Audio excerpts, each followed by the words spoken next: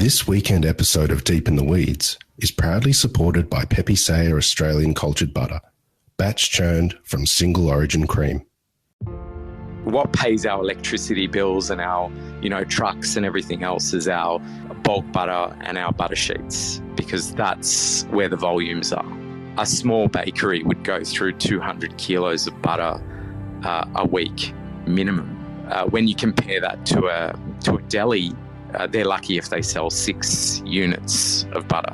A lot of our investments in the business itself is trying to perfect the butter sheets that Sonoma would use to make their croissants, for example, which we're very proud of, the fact that Sonoma use our butter sheets to make all their croissants. Absolutely fantastic. This is the Deep in the Weeds podcast. I'm Anthony Huckstep. Butter. It is the basis of so many sauces, of so many dishes, the backbone and foundation of baked goods, and the luxurious lubricant for toast, sandwiches, and fresh slices of sourdough. In a country that laps up margarine, what makes great butter so special? Pierre Issa is more commonly known as Pepe Saya. Pepe, how are you? I'm good, thank you. Thanks for joining us. Butter and margarine have been bitter enemies since the 1800s, but there's heated debate over what makes great butter just amongst butter makers as well. Yeah, there is. I guess everyone's got a different interpretation of it, don't they? Tell us a little bit about butter and what makes it so special. Well, I guess the jury's still out on that. I mean, it's something that we tend to discuss quite a lot about the butter we make, which is cultured butter. So it's very different than, your average supermarket butter that's just made from churning straight cream. We've got a culturing process, a fermenting process, an aging process. So the butter will taste very different than, I guess, the average supermarket butter.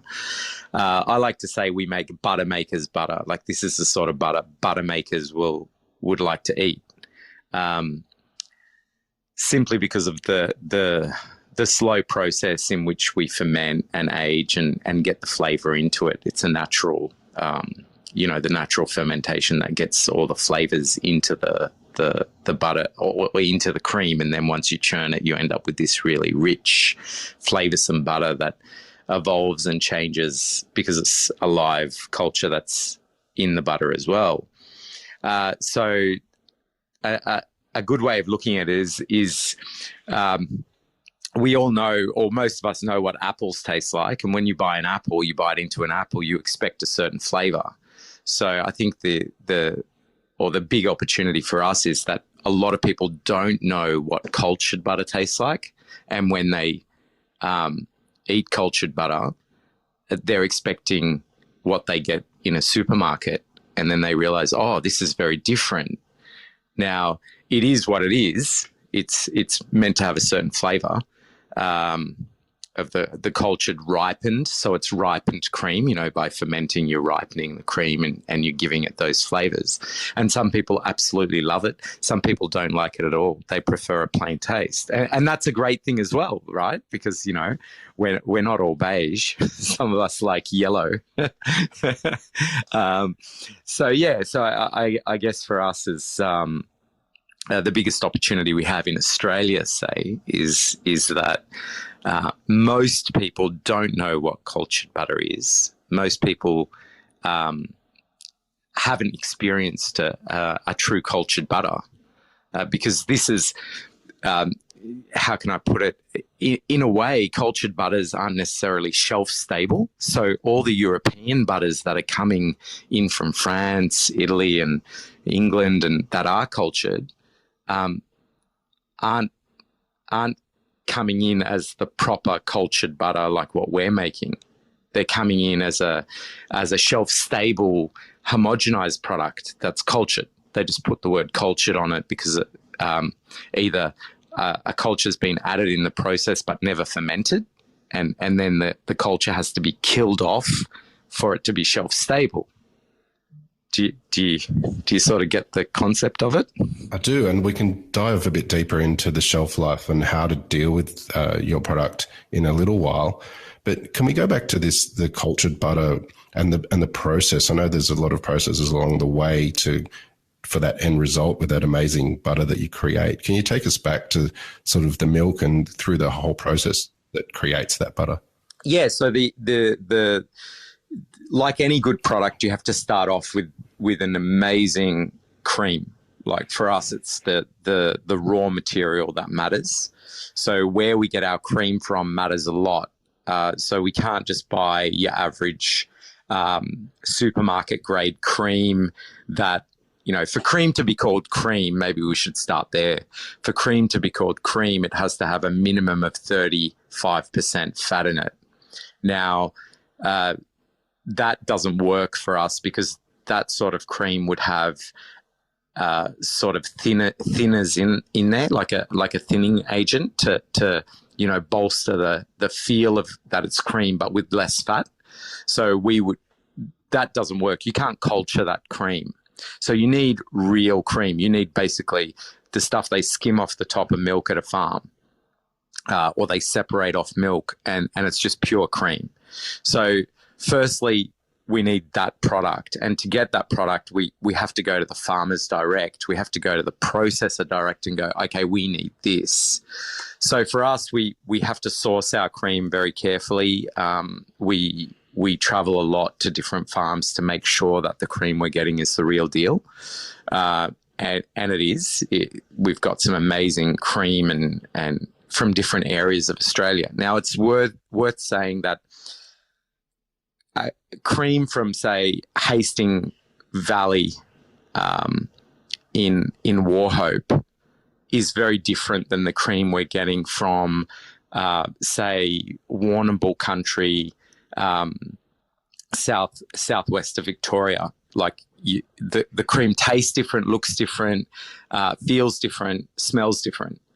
Because of the grasses, the environment, the terroir, all those things, the provenance, all that impacts the flavor. Now, we celebrate that. We love that. We love having different flavors. Now, once the cream once we've picked where we're buying our cream from, and then it arrives to our creamery in Caringbah, that's when we need that cream to age slightly. So we need the fat and the protein to sort of start separating. So when you grab a cream and you smell it and it sort of pongs a little bit, and you go, oh, I'm not sure if I should use that, that's where the culturing process starts for us. That's when we know the cream is right for us to heat up to 40 degrees and add in a lactobacillus culture.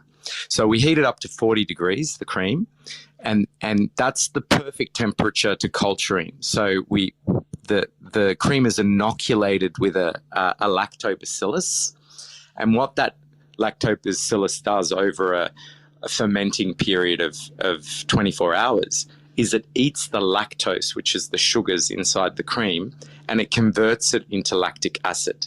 So the basic way of explaining this is we are souring or accelerating the ripening of the cream. So we're making soured cream. Now, we call that, as a product, we call it creme fraiche, but creme fraiche is soured cream. So we sour that down. Now, when people ask us how long do you age it for, because after that process we have to age it to solidify or develop flavors, and we usually say 1 month, but now the aging process could go from 1 week to 6 weeks, depending on the flavor, the smell, the season that you're in. So in summer, we age the cream for, say, 2 weeks.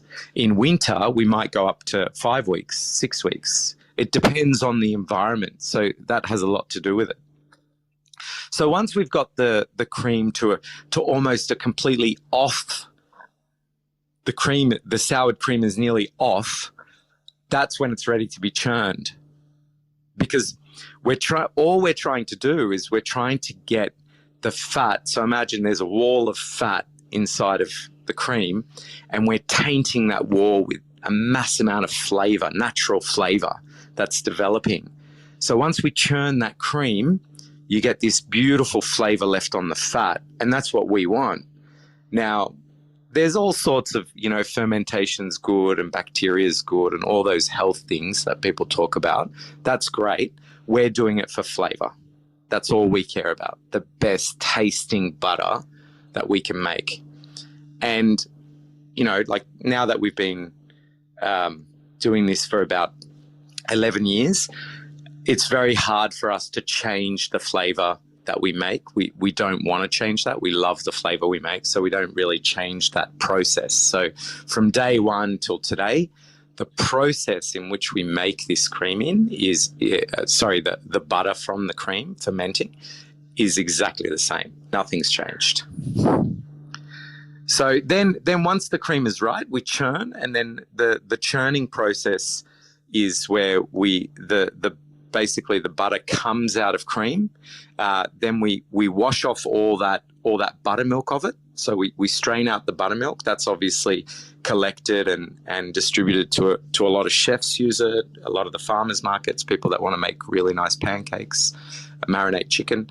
And then once the buttermilk's taken off, we then wash off all the buttermilk off the butter, so there's no tainted flavors, because that's where we get a lot of the flavor in the butter comes from the buttermilk as well. So you need to take that off because that's more of a protein. It can affect the shelf life.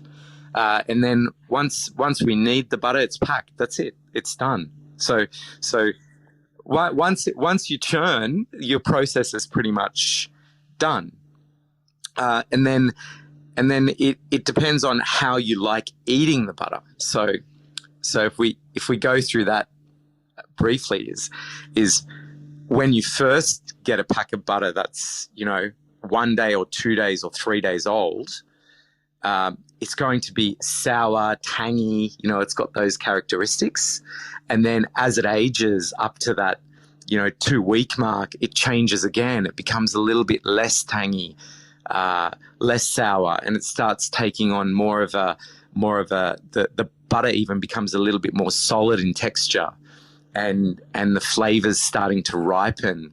And as you get on and on and on throughout that 3-month period of the butter, it can almost go cheesy, and that, I mean, you cook it, you fry an egg in that, it's unbelievable. It's mind-blowing. So you've got this beautiful where non-homogenized, non-standardized product where it's evolving. Those cultures are almost eating each other to survive, you know what I mean? And they're bringing out those really beautiful flavors and complexity in the butter, which I absolutely adore, So, I mean, majority of people, so we see big opportunity there, because majority of people that buy our butter, they'll be standing right next to me at the farmers markets and go, "Oh, I'll buy some salted butter for my bread, but I'm making a cake. I'll go get some supermarket unsalted butter for that." And I'm like, "Oh my God, you make a cake out of this unsalted butter, it'll change your life, because it's so rich and unadulterated. It's just it's got its own flavor, complexity, and in cooking. And the unknown about cultured butter is as soon as you heat it up, the flavors are just releasing. You know what I mean? It's just mind blowing." You mentioned how much the butter changes over a couple of months in the fridge and has different aromas and flavors and textures. It doesn't last that long in the fridge in our house, but for those that it does last that long, you talked about shelf stable and shelf life, and for a natural product like this, what are the ways in dealing with keeping the longevity of the product?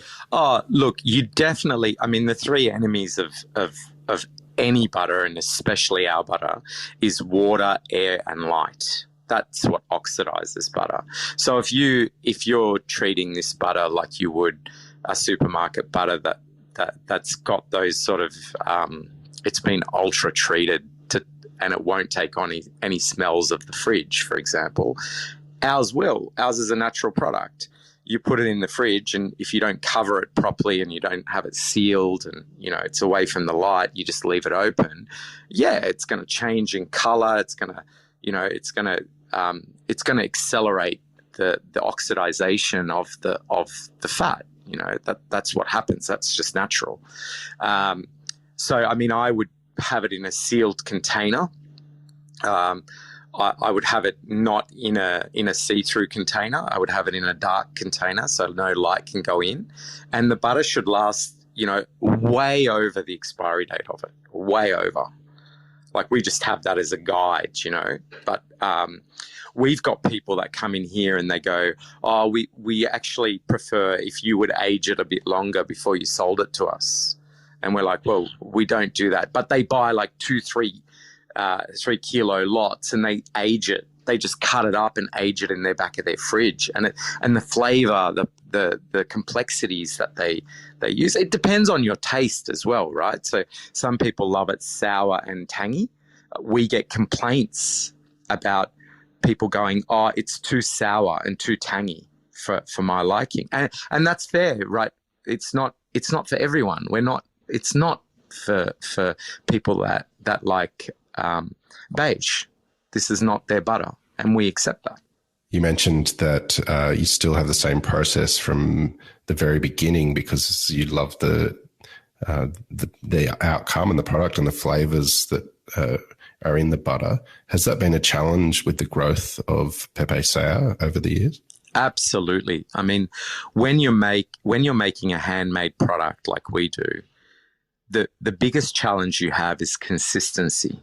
So we always had a thing where we because your biggest challenge is consistency, we always used to say we've got to celebrate the inconsistencies, and we celebrate those by communicating to people what our product is. Now, it's very hard when you're a small player and you know, limited in spend on advertising or marketing to be able to tell the right message to people, you know what I mean? Like, say, okay, well, it is changing. The cream, you know, from up north is different from down south, and the flavors are going to come out. And, you know, like, how many people know that there's a spring flush that happens and the cream smells like udders, you know, during spring? I mean, that's just a natural thing.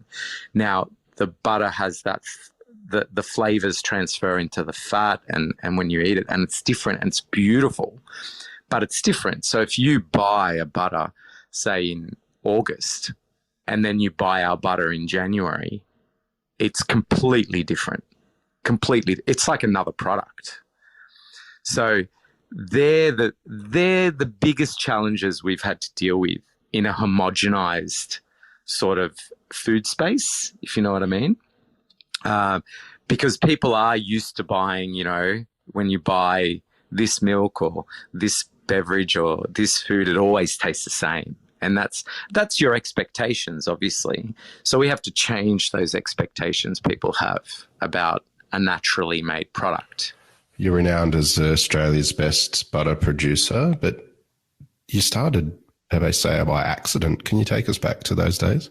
Yeah, look, we originally went into food making desserts, and we were making desserts from cream, like a panna cotta, tiramisu, chocolate mousses that were available at Harris Farm, Thomas Ducks, and a lot of the independent fruit shops and delis. And we came to Christmas, I think it was 2009, and we had a lot of cream left over. I think it was about 200 litres of cream. And then instead of, well, we did the call around to everyone we knew in the sort of food manufacturing, and no one wanted the cream because obviously everyone was going to shut for 2 to 3 weeks. And then we decided, look, instead of wasting this cream, let's turn it into butter, like get the fat out, and then we can, you know, use it to make some crumbles or cake or whatever. It was actually a disaster. We got about 10 kilos of butter out of 200 litres of cream. Had no idea what we were doing, really. And but we gave it a shot. And I remember very clearly taking some home to Mrs. Pep And I was so proud. We made butter, and she had a try of it, and she was going, no, don't make this product. It doesn't work. And I think that was the turning point. Her comment to me was the actual reason that Pepe Saya exists today. That her saying that, it just challenged me in, okay, well, what makes good tasting butter? So that's always been with us. Like, okay, well, what makes good tasting butter? How do we make good tasting butter? And then the research started, and it took about a year to sort of develop the understanding you need to make this product. And then when we started making small amounts, it was time to understand where the market was. And then the biggest thing that hit us was that, okay, we're a dairying nation, yet every restaurant is using imported butters to serve on their table. It was like, wow, this is big. Like, why are they doing that? And when you ask the question, why, everyone was like, oh, well, Australian butter tastes like salt and water, and people come to our restaurant for an experience. We have to give them the best experience with, when you served bread and butter, you want that ultimate experience of flavor. And like it's very hard to look back at, pre-2010 on what that landscape sort of looked like. But to me, I know it very well because I was trying to look for the opportunity in the market. So for me, it really resonates, and it's still those conversations from 2010 and 2009 that I had with chefs still resonate with me quite a lot. And now I look at the landscape now, and it's very similar to if Air France served Australian butter on its planes, there'd be riots in the Champs-Élysées. I mean, same thing now with the Australian restaurant landscape. If a chef with a beautiful harbour view served a French butter, they'd probably, he'd be frowned upon, right? He'd be like, well, why aren't you supporting Australian produce, especially when it's, one of our key farming, outputs. Like you got to support your farmers, right? You got to support the whole industry. In those early days, was there a key moment that really accelerated the business and got it on the fast track to success? There was. The key moment was probably in mid of 2011 when I was sitting on the couch and I said to Mel, I think we're going to have to throw it in. Like, we're not going to continue with Pepe Saya because what was happening is we were making the butter. The flavor was good. It was being sold at the farmers markets at Carriage Works, but we couldn't break into the bigger market, which was the restaurants and cafes. We just couldn't get it across the line. It was very difficult. We couldn't really get into retail because that sort of it was a very hard market to get into at the time. Like we really struggled to get into the retail sector, the delis, all of that. I must say we did have great support from Harris Farm at the time, but it wasn't. It was great, but it wasn't enough. You know what I mean? Like when you're talking about to sustain, you need a healthy turnover to sustain the business, and we just couldn't get it. We just could not get that. So I think the defining moment that accelerated it was Mel looking at me and go, well, crying on the couch is not going to help. You got to get out there and sell the bloody butter, like that's what you got to do. You got to change the way you're doing it. And that kick up the backside from Mel really was the changing point in sort of the way we looked at our branding, our marketing. Because when you think about the Pepe Saya branding and marketing and what we did there, and we've had a lot of great people help us do it. This is not a credit to me. This is the people that made it happen for us.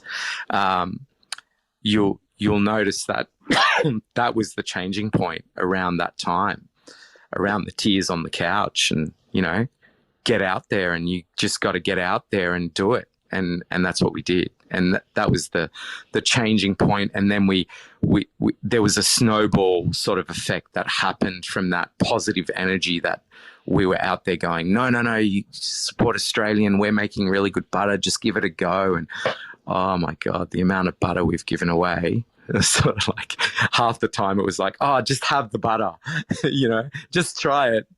Just have it. So yeah, it was gut wrenching. It was horrible. It was all those things. But at the same time, you look back and you go, we learned valuable lessons. We are who we are today because of those circumstances, and we're very proud of the fact that it was born out of nothing. Like now, nothing is taken for granted by us, nothing. So anyone that deals with us out there knows that we take nothing for granted, absolutely nothing. So I guess, so they're the positives, and I think definitely there's certain points that obviously helped snowball the butter being, going further, being on Qantas helped us carry that message through.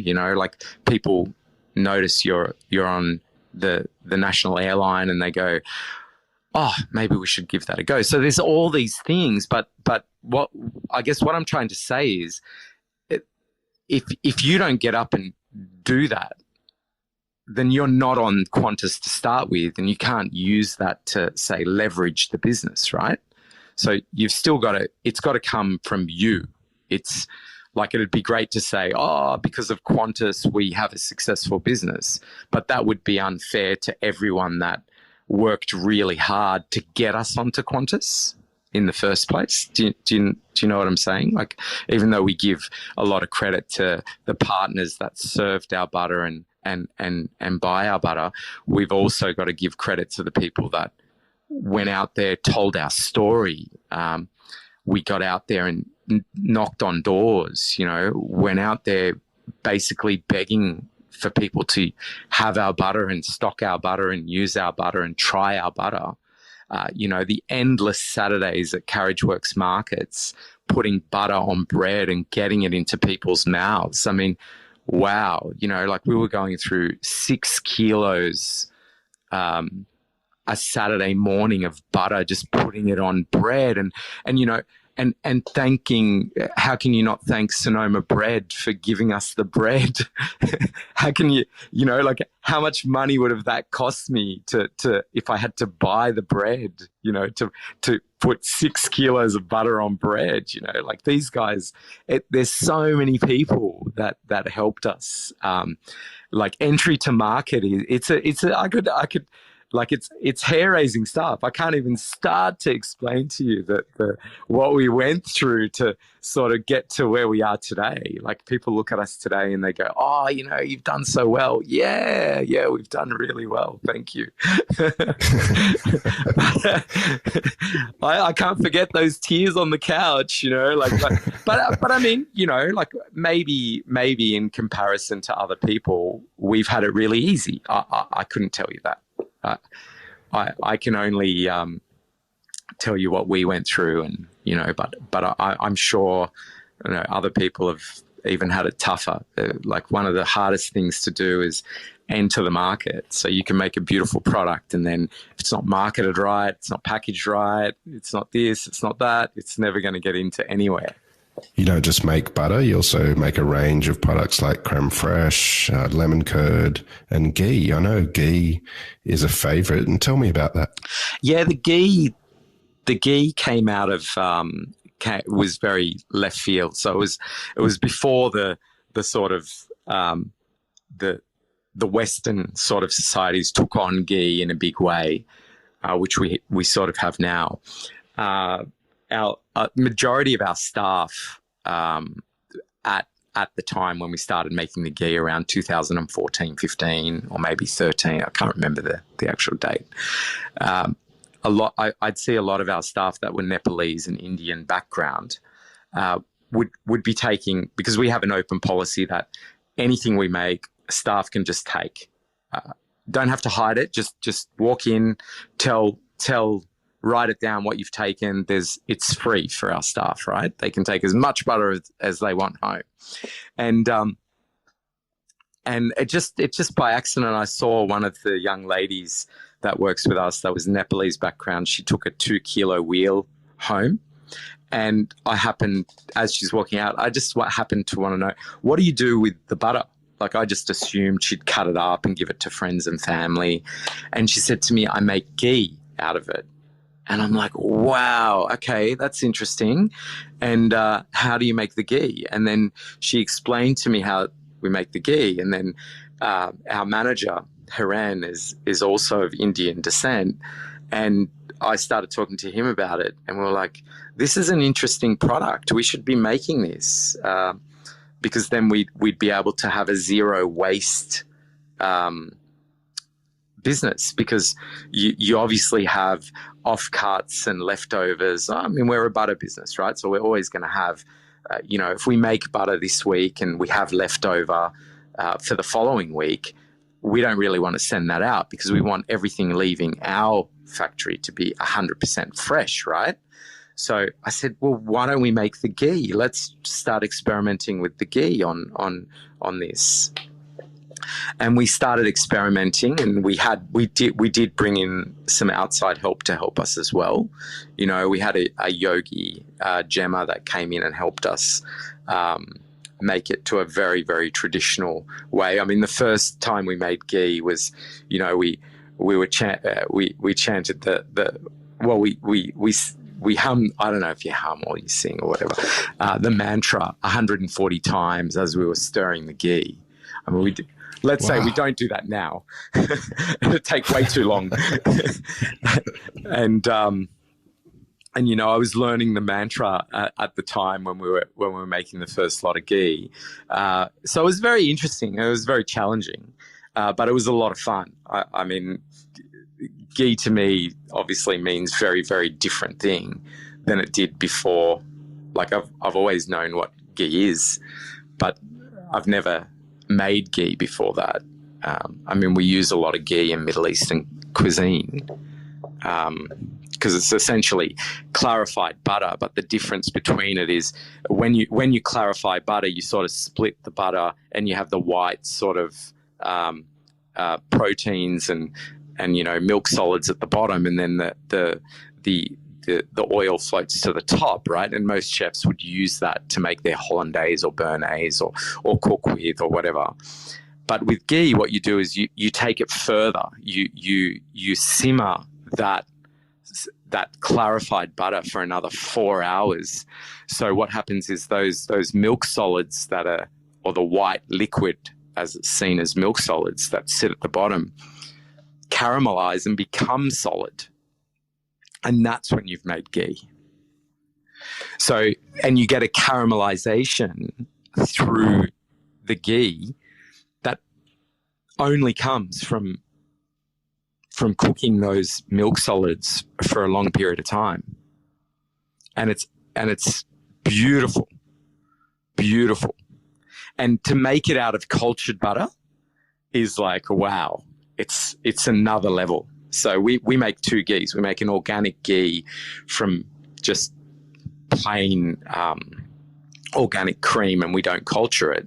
And then we make the ghee out of the cultured butter. And the ghee out of the cultured butter is like unbelievable. It's next level, like flavor, and you roast your potatoes with that.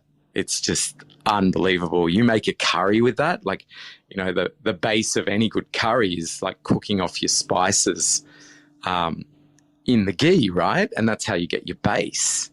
And you do that with this ghee, the flavor is unbelievable. Wow, amazing. You also have a range of bulk butter sheets for pastry. How have they changed the business? Well, popular belief is that we make our money from selling cultured butter, and we don't. That's sort of a break-even part of our business, the Pepe Saya cultured butter. The we make what pays our electricity bills and our, trucks and everything else is our bulk butter and our butter sheets, because that's where the volumes are. So a small bakery would go through 200 kilos of butter a week minimum, right?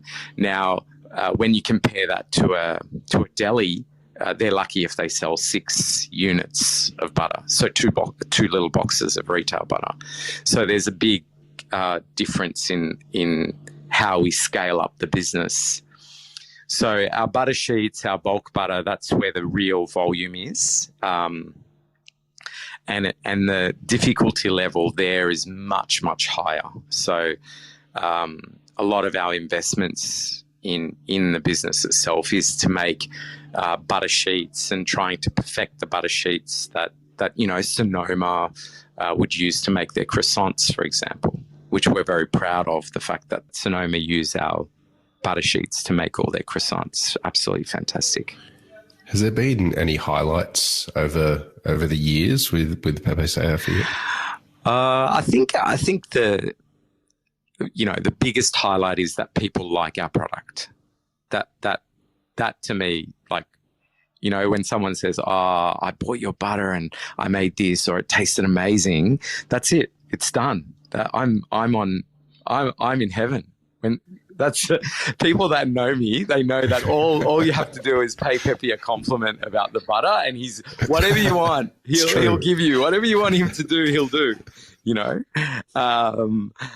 Yeah. So and in saying that, people that complain about, and this is really important to say, people that complain, we can't thank them enough, because they're the ones that have changed our business and helped us understand that we need to do better. And we can't thank them enough, because that's the driving force as well. People that change, they change the world.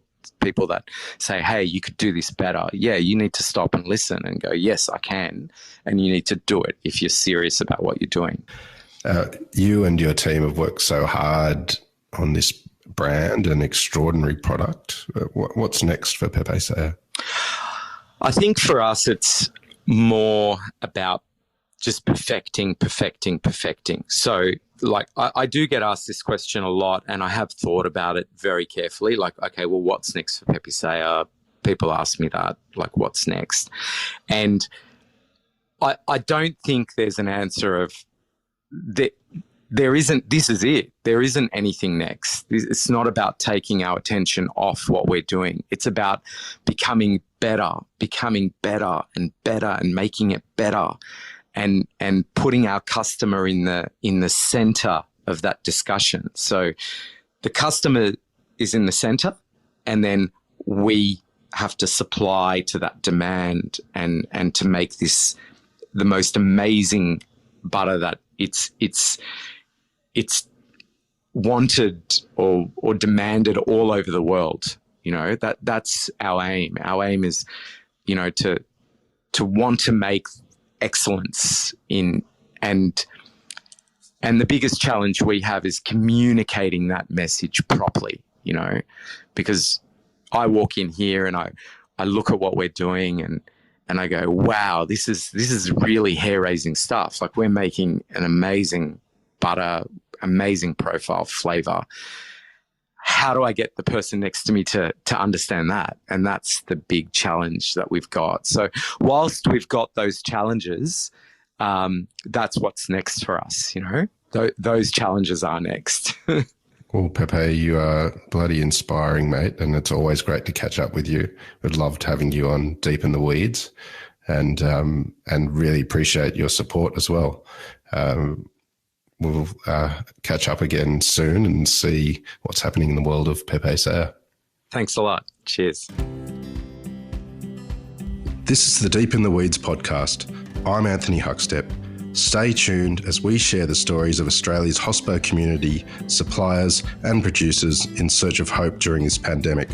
Special thanks to executive producer Rob Locke for making this all happen. Follow us on Instagram at Deep in the Weeds Podcast, or email us at podcast@deepintheweeds.com.au. Stay safe and be well.